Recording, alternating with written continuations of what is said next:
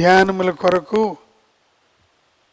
కూడి వచ్చిన ప్రతి వారిని కూడా ప్రశస్త నామంలో అభినందనలు తెలియపరుస్తూ ఉన్నాం. సెయింట్ జాన్స్ ఇవాంజలికల్ సంఘం తరపున ఉదయకాల ధ్యానాలకు మీకందరికీ ఆహ్వానం. ఈ దినం యెహోషువ గ్రంథం, దైవ గ్రంథంలో చరిత్రను గ్రంథస్థము చేసిన గ్రంథం యెహోషువ గ్రంథం. ఆ యొక్క ఐగుప్తు నుండి వాగ్దాన భూమికి ప్రయాణం చేస్తున్న ఇశ్రాయేలీయులను ఒక నాయకుడిగా దేవుని చేత ఏర్పాటు చేయబడి మోషేకు పరిచారకుడిగా ఉండి దేవుని హృదయపూర్వకముగా విశ్వసించి దేవుని యొక్క ఆజ్ఞ ద్వారా వారందరినీ లక్షల జనాంగాన్ని ఐగుప్తు నుంచి వారు రాగా మరలా వారితో కలిసి యోర్దాను దాటి సుదీర్ఘమైన ప్రాంతాలకు వెళ్ళటానికి మోషేకు, దైవజనుడైన మోషేకు సహాయకుడుగా పరిచారకుడుగా ఉండి చివరి వరకు తన యొక్క ప్రయాణమును కొనసాగించిన ధీరోదాత్తుడు, వీరుడు, వీరోచితమైన భావాలు కలిగినవాడు, గొప్ప విశ్వాసం కలిగినవాడు. యెహోషువ గ్రంథాన్ని మనం చదువుకుంటూ ఉన్నాం. ఈ యొక్క యెహోషువ గ్రంథంలో మనం చెప్పుకున్నట్లుగా 24 అధ్యాయాలు ఇమిడి ఉన్నాయి. ప్రతి అధ్యాయంలో కూడా విశ్వాసులకు దేవుడిచ్చే విజయాన్ని మనం చూస్తూ ఉన్నాం. దేవుని ద్వారా విజయమును ఎలా సాధించాలి అనే విషయం ప్రతి అధ్యాయంలో మనం గమనిస్తూ ఉన్నాం. యెహోషువ ఒక అసాధారణమైన వ్యక్తి. దైవ గ్రంథం చెప్తూ ఉంది నూను కుమారుడు అని. అయితే నూను కుమారుడు మొదటి దినవృత్తాంతముల గ్రంథములో 7వ అధ్యాయములో 27వ వచనములో ఎలీషామాకు కుమారుడును కుమారుడైన నూను కుమారుడైన యెహోషువ అనే విషయం అక్కడ మనం గమనిస్తూ ఉన్నాం.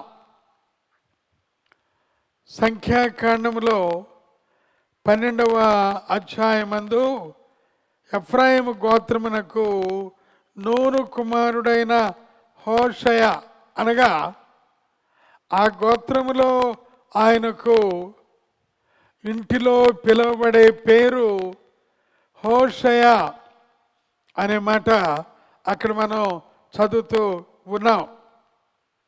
అయితే క్రమేణా రాను రాను ఈ గోత్రికులందరినూ 12 గోత్రికులందరినూ కూడా ఈ సుదీర్ఘమైన ప్రయాణంలో వారు ముందుకు వెళుతూ ఉంటుండగా మోషే ఆయనకు ఒక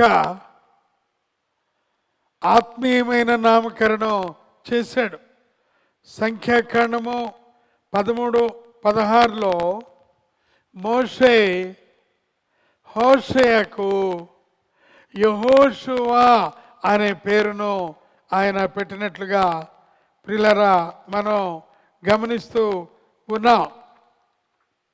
యెహోషువ అనే నామకరణంలో చాలా భావగర్భితమైన గంభీరమైన అర్థం ఉన్నది. యెహోషువ అనగా రక్షణ అనే మాట దా యొక్క ధాతువు నుండి మనం మరి చదవగలం. నెహెమ్యా గ్రంథంలో 3:19 కూడా యెహోషు అనే పేరు అక్కడ మనం గమనిస్తూ ఉన్నాం ప్రియులారా. అదే గ్రీకు భాషలో మనం గమనించినప్పుడు యెహోషువ అనే పదం గ్రీకు భాషలో మనం గమనించినప్పుడు యేసూస్ అని అక్కడ తర్జుమా చేయబడింది. గ్రీక్లో యేసూస్ అనగా యేసు అని అర్థం.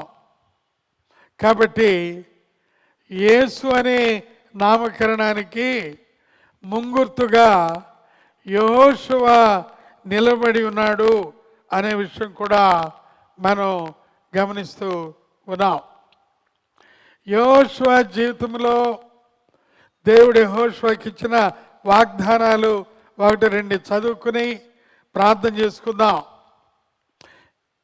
యెహోషువ గ్రంథం 1వ అధ్యాయంలో 6వ వచనములో నిన్ను విడువను, నిన్ను ఎడబాయను, నిబ్బరము కలిగి ధైర్యముగా ఉండము, వారికి ఇచ్చదనని నేను వారి పితరులతో ప్రమాణము చేసిన ఈ దేశమును నిశ్చయముగా నీవు ప్రజల స్వాధీనము చేసేదాం. యెహోషువకు దేవుడిచ్చిన వాగ్దానము నిబ్బరం కలిగి ఉండము. యెహోషువ జీవితంలో నిబ్బరం కలిగిన వాడు. 7వ వచనం చదువుతున్నాం 1వ అధ్యాయంలో.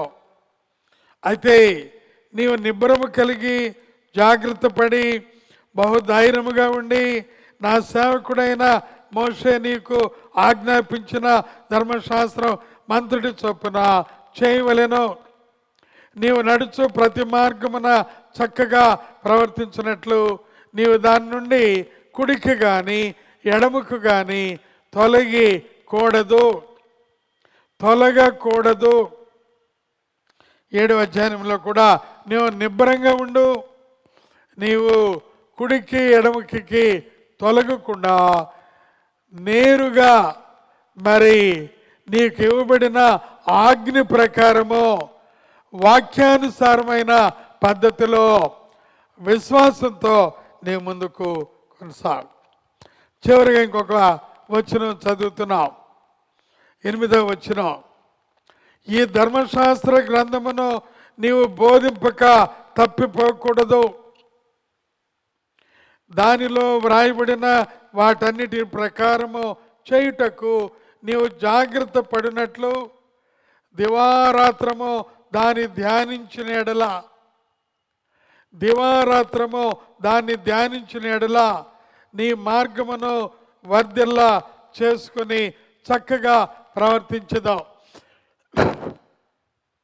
ఉదయకాలం ప్రార్థన చేయకముందు ఒక మాట 6వ వచనంలో ఈ ఆత్మీయ ప్రయాణంలో ఉన్న విశ్వాసులందరినీ బట్టి మనందరి కొరకు ప్రభు 6వ వచనంలో నిబ్బరం కలిగి ఉండు అని మనతో ఆయన చెప్పారు. ఉదయకాలంలో నువ్వు నిబ్బరం కలిగి ఉండాలని అక్కడ చెప్పబడింది.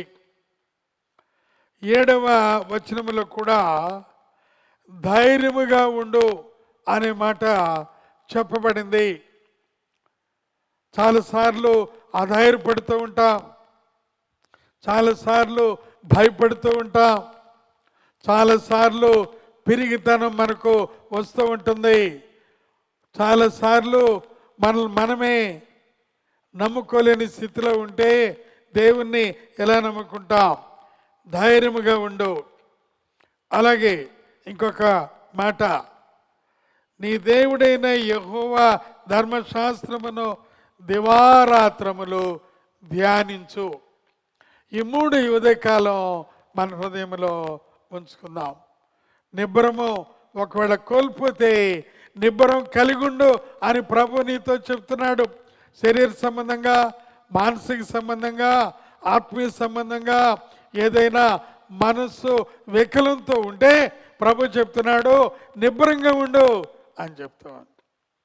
ఒకవేళ ధైర్యం చెడి ఆర్థిక లోటు వలన కానీ, ఆరోగ్య స్థితి వలన కానీ, కుటుంబ పరిస్థితుల వలన కానీ, నీకున్న అనేక కారణాలు కానీ ధైర్యం చెడి ఉంటాయి. ప్రభు చెప్తున్నాడు ధైర్యం కలిగి. నీవు అసలు దేవుని వాక్యాన్ని నీవు చదవకపోతే ఈ ఉదయకాలం ప్రభు చెప్పేది ఏమిటంటే దివారాత్రములు ధ్యానించు. దేవుని వాక్యం చెప్తాం, దివారాత్రములు దేవుని వాక్యమును ధ్యానించేవాడు ధన్యుడు. ఈ 3 సంపూర్ణమైన సాదృశ్యమైన సంక్షేమమైన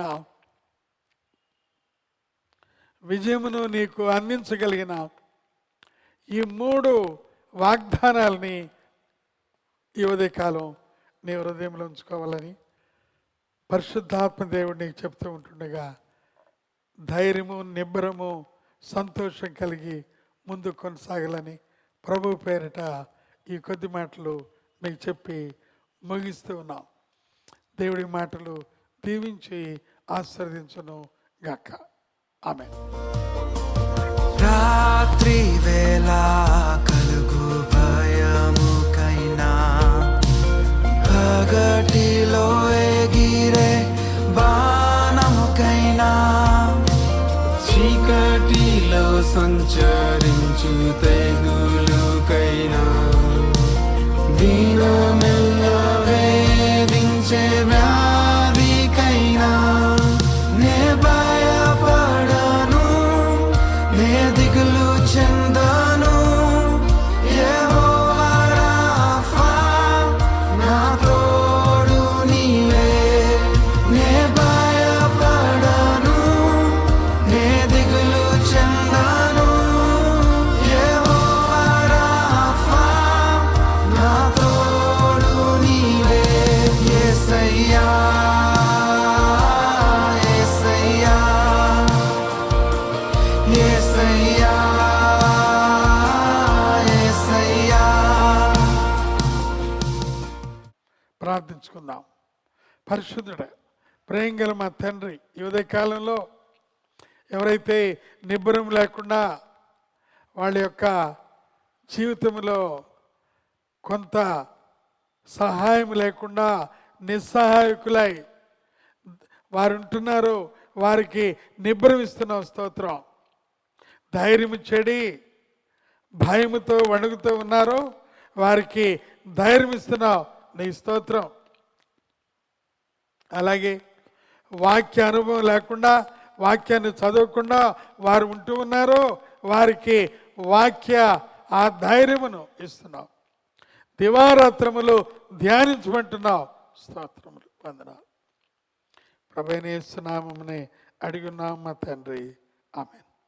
తండ్రి, కుమార, పరిశుద్ధాత్మ త్రియేక దేవుని ప్రేమ, కృపా, సమాధానం మనందరికీ ఆయన ప్రేమించే వారికి తోడై ఉండి నడిపించును గాక. ఆమేన్.